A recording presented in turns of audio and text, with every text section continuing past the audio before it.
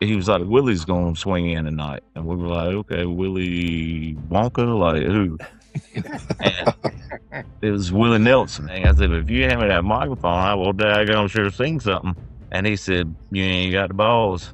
I said, hand it here. I feel tears welling up coming. Welcome to Smokeless. We're back with the legendary whole hog master Sam Jones out of Eastern North Carolina. Let's get back with Sam and see what's up. Yeah, I was showing these guys pictures of Willie. I had a picture of Willie at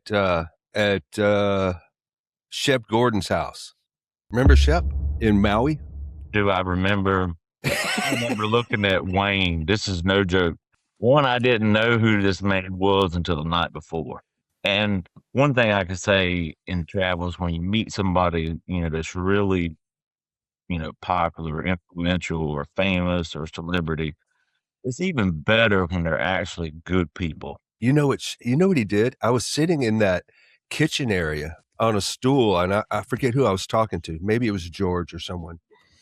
And he comes walking out of his bedroom area, and he extends his hand, and he goes, give me your hand. And I give him my hand, and he puts in my hand a baggie. He gives me a bag of pot. He goes, I just want to make sure you have a good time while you're here. He didn't know me from Adam, and he's loading me up. Remember, T-Czar kind of put that thing together. Yeah. And I could look at people like him, people that are true chefs, they've got more knowledge about food, hangnail than I got my whole fat head. And so, Dean Faring was there too. I believe you're correct. Yeah, he was there. Thinking like, what am I going to offer? What is going to be my contribution to this movie?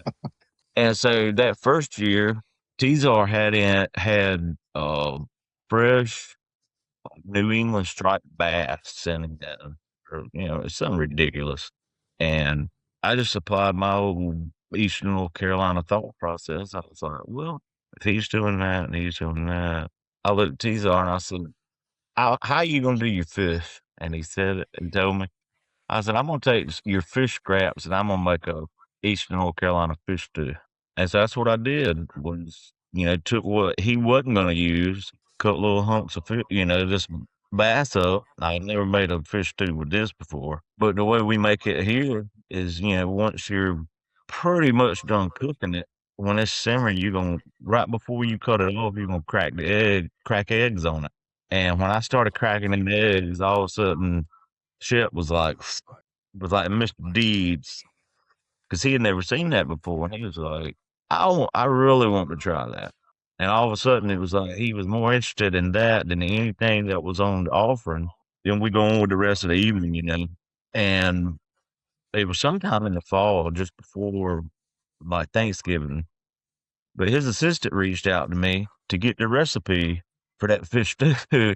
And so when we went back, if you remember, the second time, he was like, Willie's going to swing in tonight. And we were like, okay, Willie Wonka? Like, who? And it was Willie Nelson. He was like, he's got a house right up, whatever. And when he got there, he literally comes over there with like this bowl. He was like, give me a for Willie and make sure there's an egg in it. And I'm thinking how, something that is a its origin is a repurposed food. Yeah. Originally, which now is a staple in Eastern North Carolina. People argue about should it be clear or red. But, it was like something that cheap is what ended up being his favorite bite or whatever. And first year I asked him, I said, are we like in a fairy tale or something? Like, how'd we even get here? So he pioneered like managing like celebrity chefs. So he was Emeril's first manager, I believe, when Emeril's breaking out on television. They made a movie about him. Supermensch. Supermensch. And Mike Myers produced it. Yeah. It was even cooler that I watched that on the flight home. But I'm saying you met him with like no knowledge. It was almost blank canvas for him to paint himself as a human being. But yeah, like Janis Joplin, he told a great story about her. If my memory serves right, and I don't want to misquote it, but they were staying at some like ratty hotel or something when nobody was anybody. And he goes out because he thinks she's being like sexually assaulted. And if my memory serves me right, Wayne It was slapped him or punched him or something because they were actually making love by the pool. Jimi Hendrix, wasn't it? That I don't remember. I want to say it was Him Jimi saying Hendrix that she was he with. had popped him or hit him Yeah. for breaking up the skin. Yeah, he was full of stories, man. I mean, just the way he managed his bands and just the way he provided access, and he was sort of the gatekeeper, and what was required of people to make it through the gate. In that movie, it was funny too, the way he's like, basically they were like, "You're Jewish, you should be a manager." And he said, "There's three things." He said, "I had three things: always get the money, always remember to get the money, and get the money." Yeah, that was a crazy experience, man. Unexpected from my part, but just another one of those, Jesus, I can't believe these stories just keep coming. I have a question. So this is literally just this dude just having a party at his house and just had all y'all come to just cook to just have a get together? No, he was instrumental in the chef scene in Maui. Okay. And so he's plugged into everyone, and we're cooking at the Grand Walea, right, for an event that they're having, this barbecue sort of weekend event thing. And so he's already intertwined with the executive chefs there, and he's roaming around the beach. He already knows. I mean, from the year before, he already knew. He invited people out to his place, and it was just a thing. And that's just what he was doing. So he was plugged into the chef and culinary scene there. He was very supportive. He gave money, time, you name it, to make sure it tried to lift off. So he was like an angel investor of resources, not all necessarily capital, but connections and other people. Yeah. And so, and just the most unassuming guy you would ever meet. I mean, if you met him in an airport or at the convenience store in Walmart. I mean, not that he'd be in Walmart, but if you did, he wouldn't be any different than you or me or anyone else. Just laid back as can be. It was just all of it surreal. All of it just becomes surreal. It just like Sam says, none of it seems like you're in reality. Like, this is the sort of shit that winds up maybe in reality TV, but not things that have ever really happened to me. Mine were mostly just small town stories of just people doing stupid, silly shit. Not these kind of stories, different level kind of story stuff. And just the fact that you run that tangent next to people like this, and you had no clue, and you come away just with a different perspective. There's no way you can't. It was that was pretty wild. So it's you two and John Tazar and Dean Faring and at Shep Gordon's house, and Willie Nelson was there. Yeah, Billy Daring was there. Okay, Billy was there the first year, but he wasn't invited back the second year. Something happened with some people. Who was it? Somebody came along and was acting a fool in the hotel or something. You remember that? Yeah, but I don't think he was like technically. He didn't come with Billy. I think. Right. Exactly. Which is stance that guy was. Yeah. Yeah. They had some type of knew each other or something like that, and Billy was going to let him tag along or whatever, and he ended up. Yeah, acting a fool. I really don't even remember what happened, to be honest with you. It just, I don't know. It just sounded like somebody's being disruptive, rowdy, and somehow Billy got intertwined in all of that. And, they just were like, nah, no more. And he's like, what the fuck, man? What did I do? I didn't bring the guy. He wasn't on my staff. He had nothing to do with me.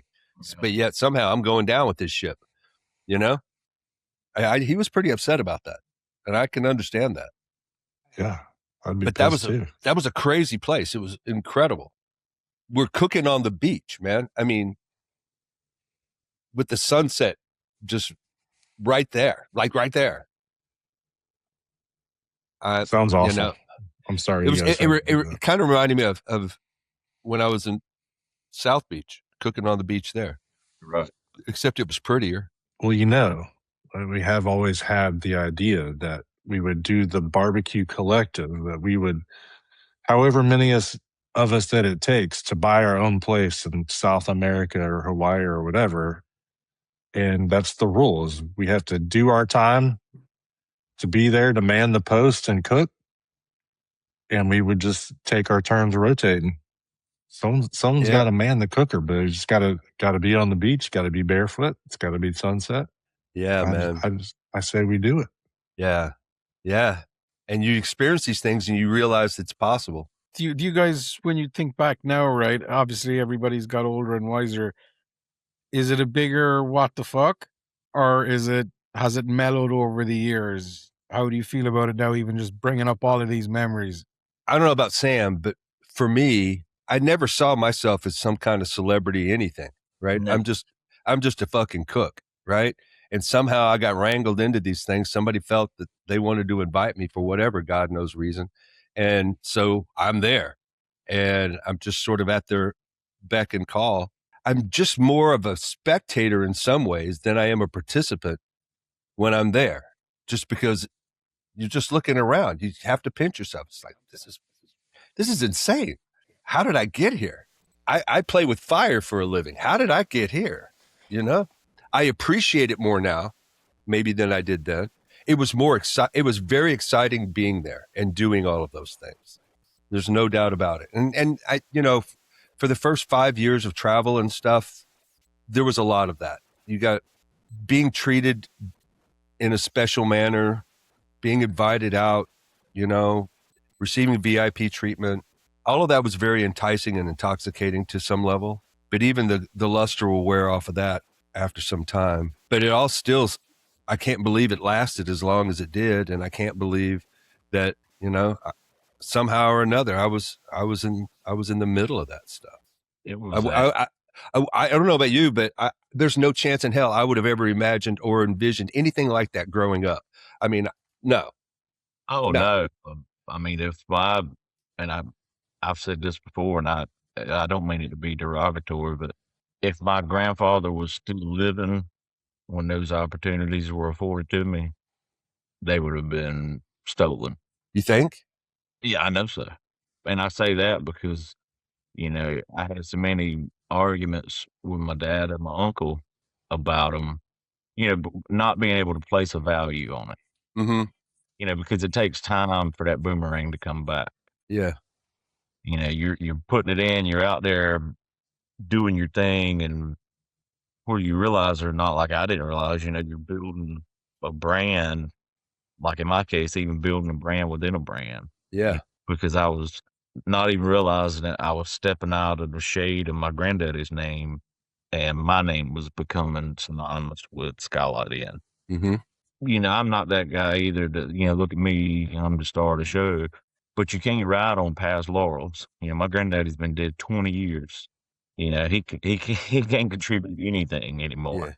Yeah. And, you know, but knowing the thought process, his thought process, how that parlayed into, you know, my dad and my uncle, which, I mean, we all get along great now.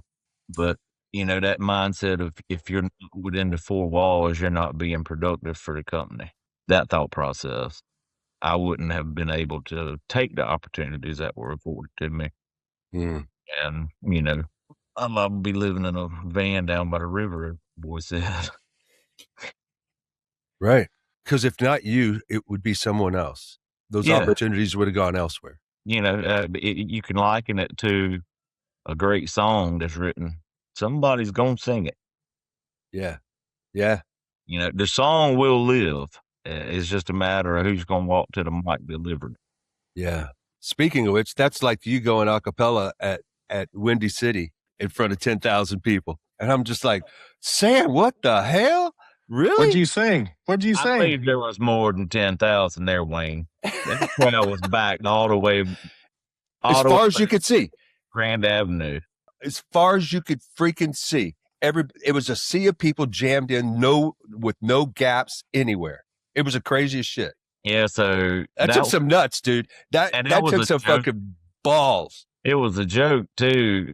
If my memory serves me correct, I can't remember if it was Billy or somebody, Pat, but basically, Windy City's a big country music and barbecue festival in Chicago. A lot more focus, on the country music as far as the attendees are concerned. You're out there doing your thing. Don't get me wrong. We're offering the same food we would offer at any other event or at the restaurant. But, if you've been drinking beer for 10 hours, you don't really care if it's Wayne Mueller or Sam Jones or, whoever. And so on Sunday, they would always get all the, pit masters up there on this big stage to introduce them before the opening act. And there's music, like live music all day on different stages. It's nonstop. And then the big acts come on at nighttime. And so, there had to be like 30 of us stretched across this big stage, and I'm gonna dare say if there weren't 20,000 people out there won't nobody, because I got the video that Aaron Siegel took. But something got said to the effect of like, Sam wants to say something or whatever. Well, I was unaware of any of that. We get up there on the stage, and like I said, I'm on the far right. Doug, I think I'm gonna say his name right, Petulus, something like that. He was doing all the introductions, and he was on the other side of the stage. And so they're going, Billy Bob, whatever, from Slappy's Barbecue, right on down the line, and they had already introduced me. It went by, and it's like, everything's about to wrap. And Doug said something about, I heard my name, and I looked over, and I'm looking across all these people. I just kind of stuck my head out, like, and he's walking towards me, and he's like, you want to say something? I think Billy set that up. Yeah, and I'm going, what are you talking about? And then we met in the middle, and he was like, maybe you're right. He was like, Bill said you're going to say something. And I said, I don't want to say anything. I said, if you hand me that microphone, I will daggone sure sing something. And he said, you ain't got the balls. I said, hand it here. And I stepped out on that catwalk. Sure did.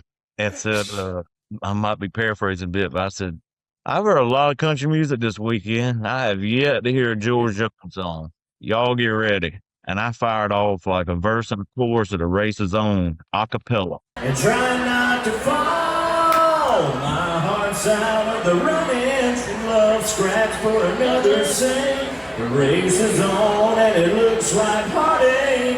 And the winner loses all. Bam. Hell yeah.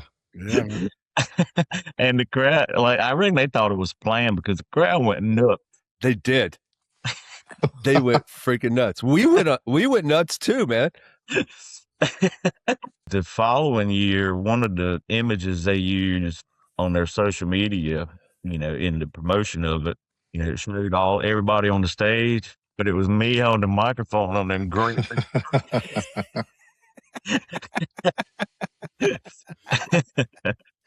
That was beautiful, man. That was awesome. When I got done, I handed Doug that microphone back, and I said, Bubba, don't never tempt me with a hot mic. I will make a fool out of one of us. Some really incredible times, man. Truly incredible times. Well, I had a list of 100 questions for today, which we're just going to have to clearly save for that'll be next time. too, 'cause then Justin will be here, and Yeah, now that all the Russianese satellites are linked up, Finally. and I can actually look at y'all without wanting to curse. And this whole process has been like putting together a piece of furniture, like written in or something. with Chinese instructions. Yeah. Yeah. It's like, you remember the old Boaz, a Real Men of Genius commercial, where it's like, we salute you, Mr. Furniture Instruction Manual guy. We only need it in one language, but you see fit to give it to us in all 30 that we do not need. Insert A into B. Hit the finger with hammer and curse.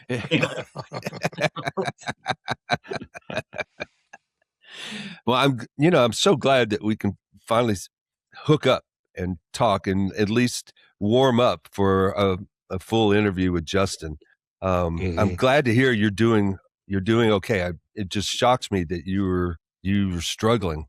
Your health was struggling so much, man. My prayers are with you, man. Seriously. Well, you pray for somebody who's in worse shape. And I don't think anybody forecast being ill, but I look old, but I'm only 45 years old. And you just, I'd say 44 at the time, you don't expect a man in a white coat to tell you, I can't operate on you, because there's a 75% chance you're going to die. But I was like, okay, well, what's plan B? I ain't ready to order a casket just yet. Right. Yeah. Yeah. Well, you look good, man, and you sound good. See, I didn't ever peg you for a liar, Wayne, till right then. I know you'll spin a yarn, but I know you just all face lying. It's probably because my filter is colored just with glee in actually visiting with you and seeing you and talking with you, man. It's just been too long. We got to come back again for another actual full conversation. Even if it takes the rest of this year in bits and pieces at a time, we got to do it. Maybe one that we get on a plane for at this point. Either way. Yeah, no kidding. I won't tell the story. I'm going to refuse to tell the story on anything that my mother would possibly watch. But you have to tell these guys I almost got murdered last night story. You remember the old boy that was with me when we did the event in Montana? The last one. Yeah. That next morning, I'm standing, he had a little heartthrob for that young girl. They were about the same age. Apparently, she was a little on the crazy side or something. And that next morning, I walked out on the porch. I lit a cigarette, and he walks out. And he sits down in that rocking chair beside me. He goes, "Boss man, I almost got murdered last night." And was it you just met this kid, didn't you? Yeah, he hadn't been working with us long, but I was thinking, we're on a 40,000 acre property. Where's he going with this? And when I started telling the story, I slid out of the rocking chair and was sitting Indian style on the porch because I was doubled over. Wayne will have to tell you that one. That's another one, cannot be made up.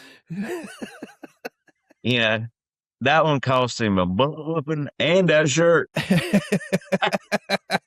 Oh, damn. What the lady said, "You need to come home right now. Bring your daddy's shirt." Yeah, man. Yeah. Yeah, because he was young, wasn't he? He was like early 20s. Yeah, and that girl had just graduated college. They were within 6 to 7 months. They were right there close together in age. And everybody else was if not already older than me, be at that place. You were on mom and daddy's dime, or you weren't there. Yeah. Eccentric is putting it mildly. I've got him he still works with us, and I don't know how many times I've said, "Hey man, I might fire off that murder story from a man there." And he'll laugh to start with, and then when he starts telling it, he'll get real serious about it. He was like, "I'm serious, I got choked out." Okay.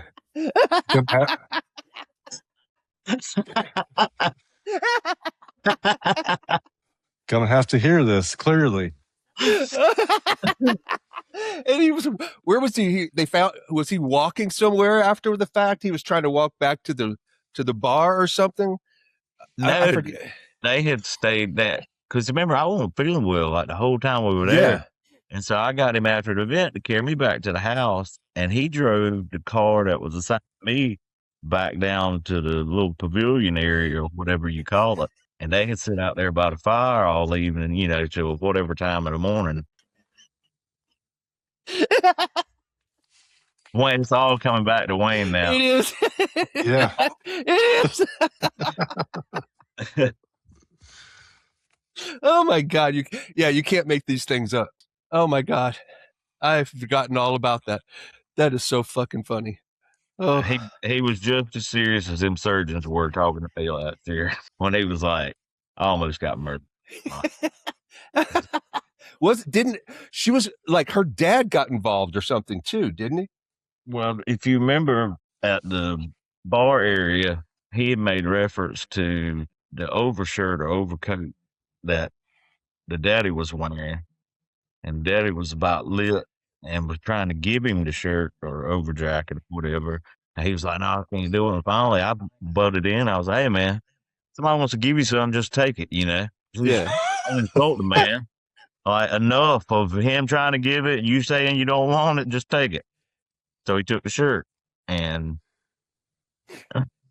then the events of later evening caused him to almost being murdered and having to return somebody else returning their shirt. All right. So what do we got to do to hear this whole story? Hear it from the guy if we come. I'm not going to tell it. Okay. Well, You tell it to y'all when I'm not on here. okay.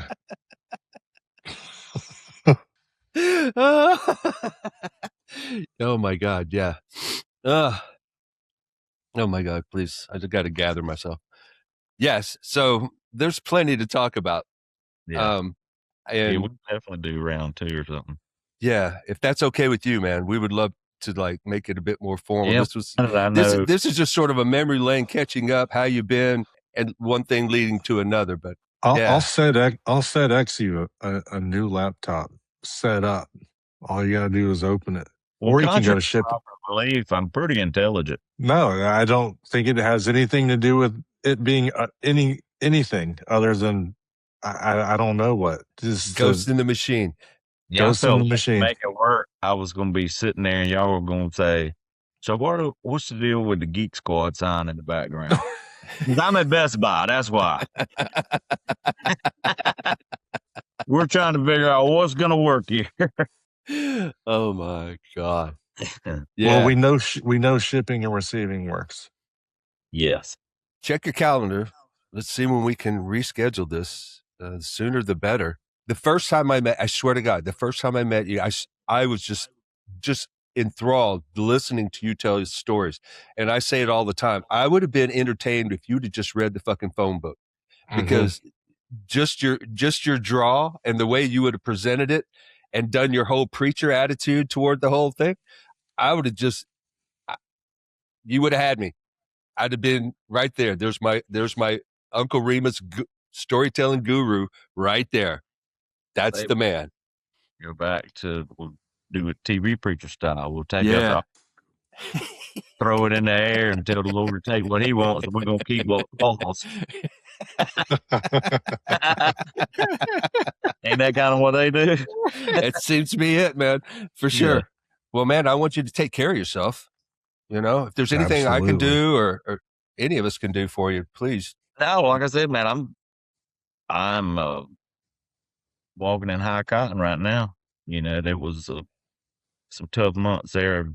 That was last August. That's a fact. So I went in, I think it was like around the 1st of August, 3rd or 4th, somewhere in there. And unfortunately couldn't do anything for my face or my head. But yeah, my face for radio. I got it. I had, when things weren't working well, I put on all this fluid and, to give you medication, but in my situation, they had to balance, not giving me too much because my kidneys already were not functioning properly. And then, maintain it. I mean, I was so swollen in my lower extremities, they were doing ultrasounds to make sure it wasn't constricting blood flow. And as far as my gut, I had 2, I believe I'm saying it correctly, paracentesis, where they essentially like tap your gut and pump the fluid out of it. Shit. And when they ordered the first one, I had some great nurses. Treated my family well. And matter of fact, I've done Christmas parties for them and catered them during Nurses Week. And I mean, because they did things that was not within their job description. Asking my mother, my mom by name, Miss Judy, you want something to drink? Can I get you something? Things like that doesn't fall under nursing per se. Yeah. When they came in, it's like, the doctors ordered, paracentesis, and there was these two nurses that are twins, and I could not tell them apart unless they were both there. They're that identical. And when they explained the procedure, and I said, "You ready to do that to my head? Make it smaller too?" I said, "This is hereditary." Draw some Holy of this shit. out of my jowls.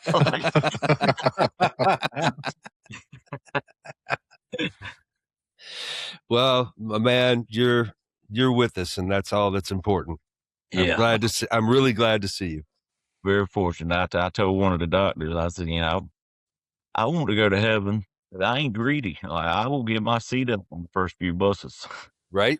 Exactly. Yeah. I'll let somebody else have my chair on that first one. Yep. Call my name later. Yeah, I'm with you for sure.